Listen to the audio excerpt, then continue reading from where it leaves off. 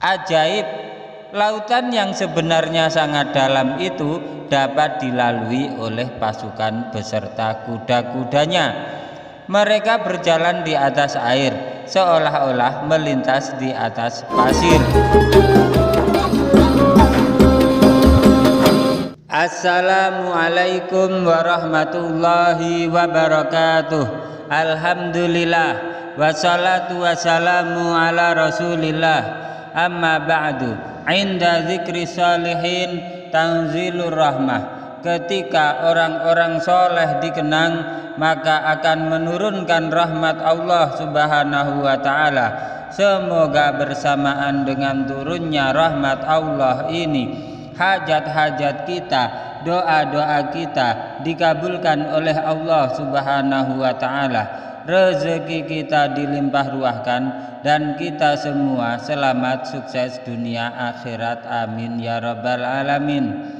Jamaah channel cerita pesantren yang dirahmati Allah, dalam literatur keislaman yang dimaksud sahabat adalah orang yang pernah hidup atau berjumpa dengan Nabi Muhammad SAW dan beriman dalam Islam. Para sahabat adalah generasi pertama yang menerima dan mengamalkan ajaran agama Islam secara utuh.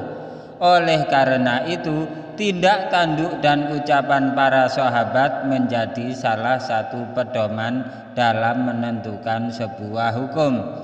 Selain itu, banyak pula cerita para sahabat yang patut menjadi suri tauladan bagi generasi muda Islam sepanjang masa. Bukan hanya cerita keimanannya saja yang sangat kuat, tetapi juga banyak cerita yang ajaib dari para sahabat Nabi. Hal itu terjadi karena mereka mempunyai karomah atau kelebihan yang diberikan oleh Allah Subhanahu wa ta'ala pada hambanya yang soleh. Salah satu sahabat Nabi yang terkenal dalam karomah dan doanya yang mustajab selalu dikabulkan oleh Allah adalah Abu A'la al-Hadrami, yang merupakan seorang sahabat yang sepanjang hidupnya dihabiskan untuk beribadah kepada Allah Subhanahu wa ta'ala. Abu A'la al-Hadrami berasal dari Hadramaut di Yaman. Beliau adalah utusan yang dikirim oleh Nabi Muhammad SAW pada abad ke-7 Masehi untuk menyebarkan Islam ke wilayah Bahrain.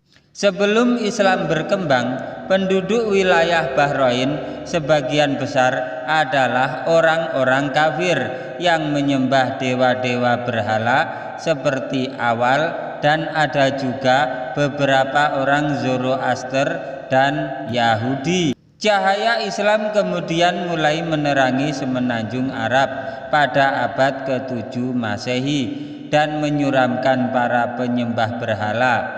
Al-A'la al-Hadrami diutus Nabi Muhammad SAW pada tahun 628 Masehi. Tujuannya untuk menyampaikan pesan Islam kepada Munzir ibnu Sawa at-Tamimi. Munzir ibnu Sawa at-Tamimi adalah penguasa Bahrain yang kekuasaannya membentang dari pantai Kuwait ke utara Oman, termasuk Al-Hasa dan Kepulauan Bahrain.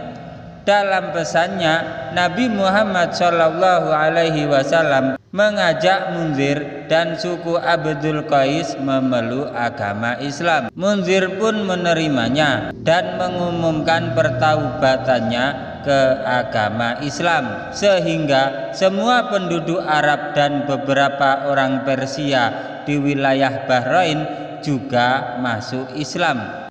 Jamaah channel cerita pesantren yang dirahmati Allah, hal itu menandai dimulainya zaman Islam di wilayah Bahrain.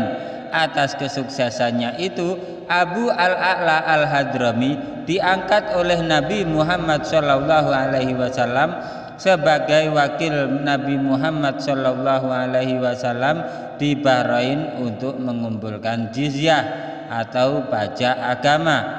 Setelah Nabi Muhammad Shallallahu Alaihi Wasallam wafat pada tahun 632 Masehi, banyak suku Arab memberontak melawan Islam, termasuk sebagian besar penduduk Bahrain yang kembali ke budaya paganisme. Akibatnya, Khalifah Abu Bakar yang menggantikan Nabi Muhammad Shallallahu Alaihi Wasallam mengirim Al-Hadrami kembali ke Bahrain dengan pasukan yang cukup besar untuk mengajak para pemberontak kembali ke jalan Islam.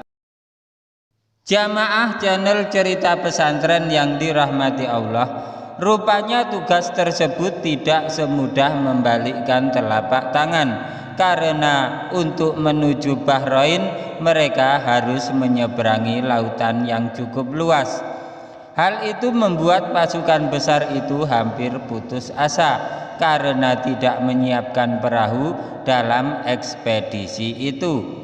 Di tengah rasa putus harapan putus asa pasukannya, Panglima Al-Hadrami tampil di hadapan mereka, membangkitkan semangat dan mengajak prajuritnya bergerak ke arah lautan dengan tetap tawakal dan berdoa kepada Allah Subhanahu wa Ta'ala.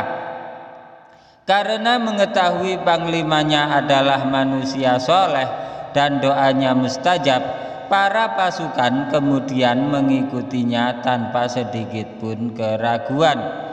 Ajaib, lautan yang sebenarnya sangat dalam itu dapat dilalui oleh pasukan beserta kuda-kudanya. Mereka berjalan di atas air, seolah-olah melintas di atas pasir yang lembut, sehingga mereka sampai di tempat tujuan. Perang kemudian pecah setelah pasukan Bahrain menolak untuk kembali ke dalam agama Islam, dan pasukan Islam akhirnya memenangkan pertempuran itu. Al-Hadrami kemudian diangkat untuk memerintah Bahrain sampai tahun 634 Masehi. Beliau kemudian digantikan oleh Utsman bin As-Saqafi. Pada tahun 635 Masehi, Al-A'la Al-Hadrami wafat. Cerita kesolehan dan karomah Al-A'la Al-Hadrami saat menyeberangi lautan begitu terkenal, begitu masyhur, sehingga dijuluki Mujabud Du'a, atau yang senantiasa dikabulkan doanya. Jamaah channel cerita pesantren yang dirahmati Allah, demikianlah cerita tentang sahabat Nabi yang bisa berkuda di atas laut. Semoga cerita ini bermanfaat bagi kehidupan agama kita di dunia maupun akhirat. Jangan lupa like, comment, subscribe, dan share, bagikan karena cerita ini sangat bermanfaat. Wabillahi taufik wal hidayah waridha wal inayah.